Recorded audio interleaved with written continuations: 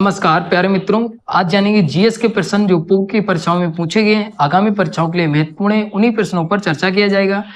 ये जो सेट है ये पीसीएस प्री का सेट है, जो पीसीएस में पूछे जा रहे हैं बार बार प्रश्न, उन्हीं प्रश्नों को लिया है, याद रखिएगा।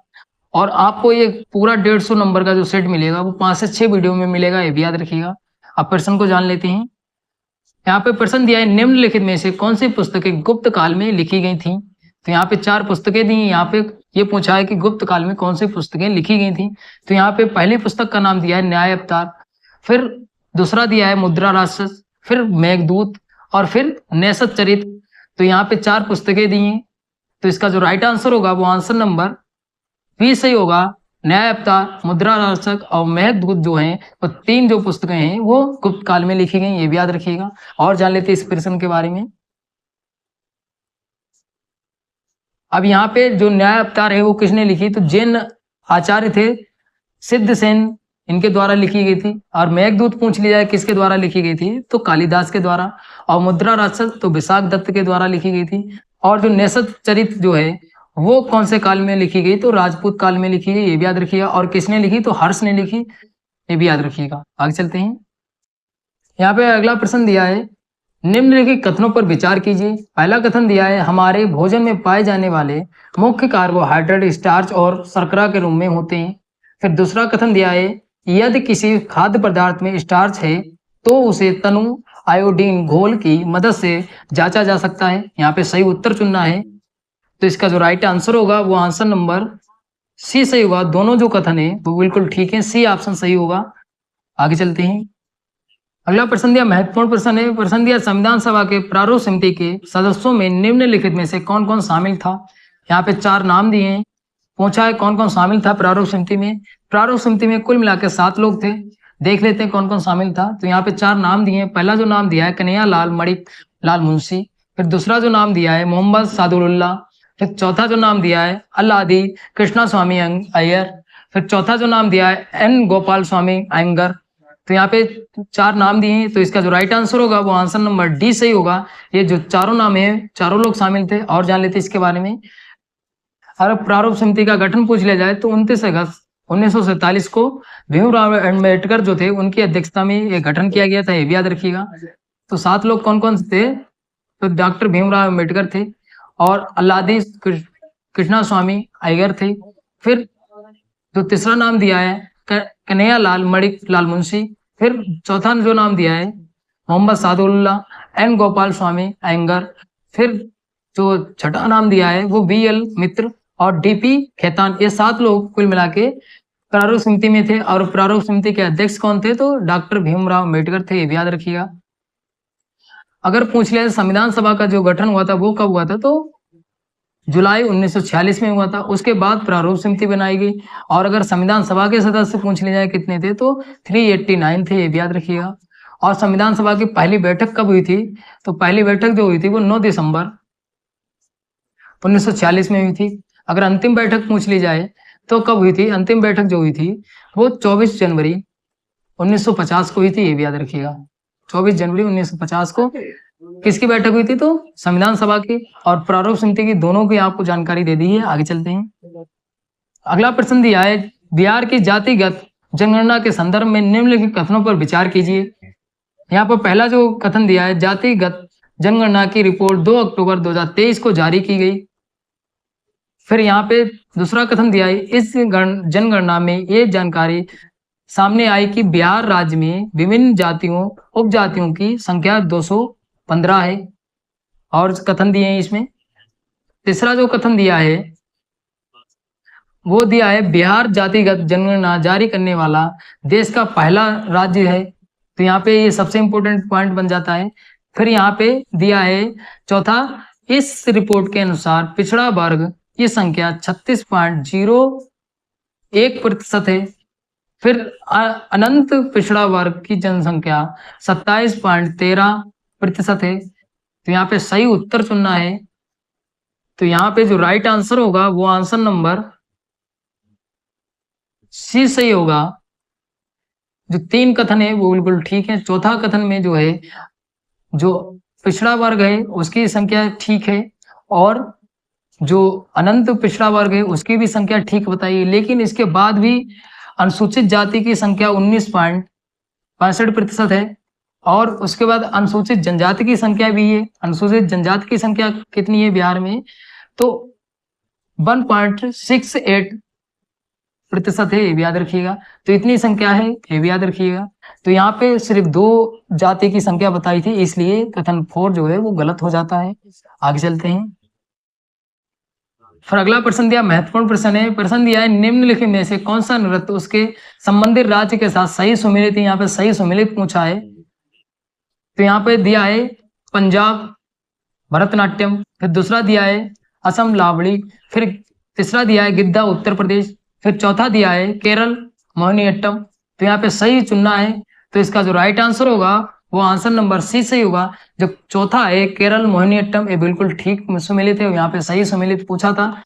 बाकी जो है वो गलत है। अगर भरतनाट्यम पूछ लिया जाए कहाँ है, तो तमिलनाडु में है, ये भी याद रखिएगा। लावड़ी अगर पूछ लिया जाए तो ये कहाँ है, तो महाराष्ट्र में है। ये काफी बार परीक्षा में पीसीएस की पूछा गया है, तो ये याद रखिएगा। गिद्दा अगर पूछ लिया जाए कहाँ है, तो ये जो है वो पंजाब का है नृत्य, ये भी याद रखिएगा, पंजाब का। उत्तर प्रदेश का अगर पूछ लिया जाए तो कथक है, और केरल का अगर पूछ लिया जाए और है कथकली, ये भी याद रखिए। कथकली और कथक में अंतर है। कथक अगर खाली पूछा जाए तो उत्तर प्रदेश, कथकली अगर पूछा जाए तो केरल, ये भी याद रखिएगा। आगे चलते हैं।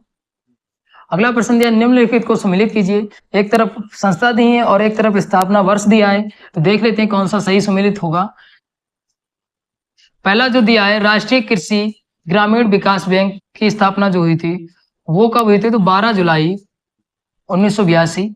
फिर दूसरा दिया है, भारतीय औद्योगिक विकास बैंक की स्थापना जो हुई थी वो 1 जुलाई 1964।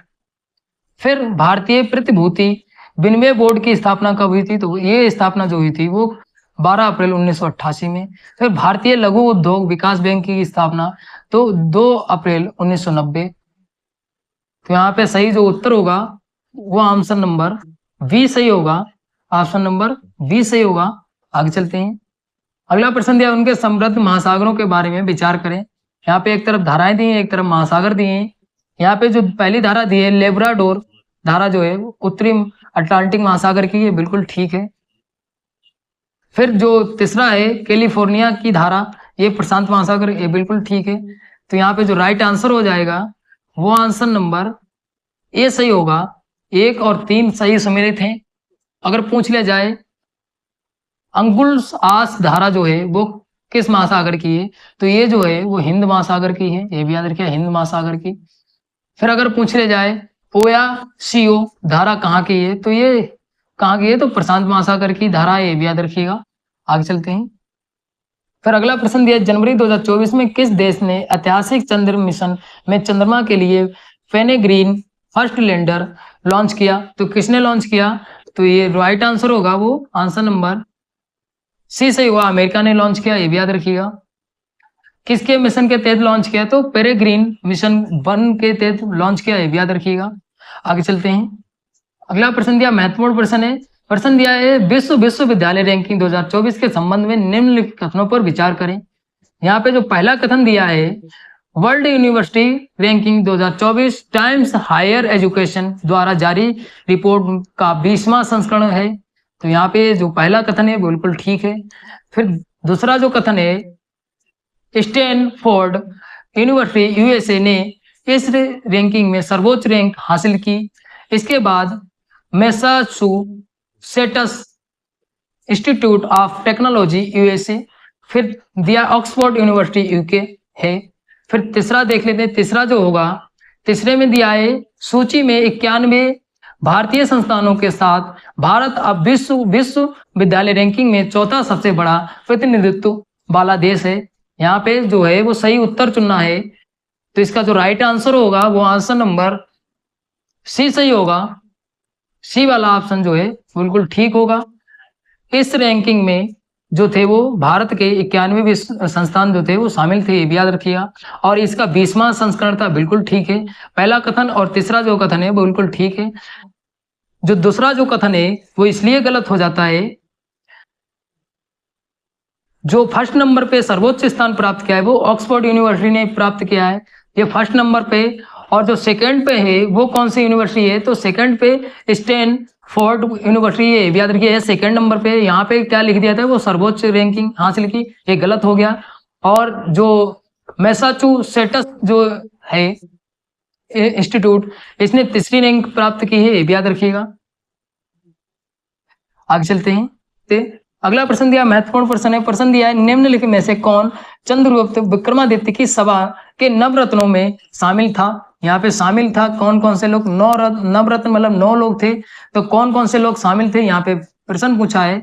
तो पहले जो है वो धनवंतरी, और दूसरे कौन थे, तो अमर सिंह थे, फिर तीसरे शंकु भी थे और कालिदास भी थे। तो यहाँ पहला और दूसरा, तीसरा और पांचवा कहाँ पे, तो ये ऑप्शन नंबर ये सही होगा। ए वाले में ऑप्शन नंबर में मैचिंग खा रहा है, तो ये वाला ऑप्शन जो है वो सही होगा। और 9 लोगों के नाम पूछ ले जाए तो 4 लोग तो ये हो गए, धनवंतरी, अमर सिंह, शंकु, कालिदास, और कौन थे, तो बेताल भी थे, बेताल और कौन थे, तो बररुचि थे, बररुचि भी थे, पारामिहिर भी थे। हाँ, आगे चलते हैं। फिर अगला प्रश्न दिया, महत्वपूर्ण प्रश्न है। प्रश्न दिया, निम्नलिखित में से कौन सा रिट संविधान के अनुच्छेद 32 में दिया गया है। तो यहाँ पे जो रिटें दी हैं देख लेते हैं कौन कौन सी रिटें दी हैं। पहली जो दी है बंदी प्रत्यक्षीकरण, फिर परमादेश, फिर निषेध, अधिकार, पृच्छा। तो यहाँ पे जो राइट आंसर होगा वो आंसर नंबर डी से हुआ। चारों रिटें हैं जो अनुच्छेद 32 में बताई गई। कुल मिला के अनुच्छेद 32 में 5 रिटें बताई गई हैं। जो 5 रिटें हैं उसमें एक जो रिट है जो 5वीं, वो है उत्प्रेषण। ये भी रिट जो है वो अनुच्छेद 32 में ही बताई गई है, याद रखिए। और ये रिट जो है वो सर्वोच्च न्यायालय में कर सकते हैं, ये भी याद रखिए, सुप्रीम कोर्ट में। और अगर पूछ लिया जाए यही रिटें जो हैं वो मतलब उच्च न्यायालय में किस अनुच्छेद के तहत की जा सकती हैं, तो किस अनुच्छेद के तहत की जा सकती हैं, तो अनुच्छेद 226 के तहत की जा सकती हैं। कहाँ, हाई कोर्ट में, ये भी याद रखिएगा। आगे चलते हैं। अगला प्रश्न दिया, निम्नलिखित में से उष्ण कटिबंधीय वर्षा वन वायुम की विशेषताएं हैं। यहाँ पे 4 विशेषताएं दी हैं, देख लेते हैं कौन कौन सी विशेषताएं होंगी। तो यहाँ पे पहली जो विशेषता दी है वो बहुत अधिक वार्षिक वर्षा, फिर दूसरी विशेषता दी है उच्च औसत तापमान, फिर तीसरी दी है पोषक तत्वों की कमी वाली मिट्टी, फिर चौथी जो दी है प्रजातियों की समृद्धि का उच्च स्तर। तो यहाँ पे सही उत्तर चुनना है, तो इसका जो सही आंसर होगा वो आंसर नंबर डी से हुआ। चारों जो हैं वो विशेषताएं हैं, याद रखिएगा। आगे चलते हैं। अगला प्रश्न है, निम्नलिखित कथनों पर विचार करें। निम्नलिखित में से कौन सा कथन सही है, यहाँ पे सही कथन बताना है। पहला जो कथन दिया है, अविश्वास प्रस्ताव मंत्रिपरिषद में विश्वास की कमी व्यक्त करने वाला प्रस्ताव है, बिल्कुल ठीक है। फिर दूसरा दिया है, अविश्वास प्रस्ताव लाने के लिए कम से कम 50% सदस्यों की मंजूरी होनी चाहिए। फिर तीसरा कथन देख लेते हैं। तीसरा जो कथन दिया है, लोकसभा में अविश्वास प्रस्ताव लोकसभा की प्रक्रिया और आचरण के नियमों के प्रावधानों द्वारा शासित होता है। तो यहाँ पे सही उत्तर चुनना है। इसका सही उत्तर जो होगा वो सी वाला उत्तर सही होगा। 1 और 3 जो कथन है बिल्कुल ठीक है, ये भी याद रखिएगा। अगर पूछ लिया जाए जो अविश्वास प्रस्ताव के लिए उत्तरदायी लोकसभा कौन से अनुच्छेद में बताया गया है, तो 75 अनुच्छेद में बताया गया, ये भी याद रखिएगा। अगर राज्य की विधानसभा के बारे में पूछ लिया, राज्य की विधानसभा जो अविश्वास प्रस्ताव है वो किसके लिए उत्तरदायी होती है, तो अनुच्छेद 164 में बताया गया है, ये भी याद रखिएगा। आगे चलते हैं। अगला प्रश्न दिया, महत्वपूर्ण प्रश्न है, काफी बार परीक्षा में पूछा गया है। प्रश्न दिया है, भारतीय संविधान की प्रस्तावना में किस न्याय का उल्लेख है। तो यहाँ पे जो तीनों हैं वो तीनों न्याय का उल्लेख है। इसका राइट आंसर होगा वो आंसर नंबर डी से हुआ। तीनों जो है राजनीतिक न्याय, सामाजिक न्याय, आर्थिक न्याय, ये तीनों जो है वो तीनों न्याय प्रस्तावना में बताए गए हैं, ये भी याद रखिएगा। आगे चलते हैं। अगला प्रश्न दिया है, प्रोड्यूसर गैस के मुख्य घटक हैं।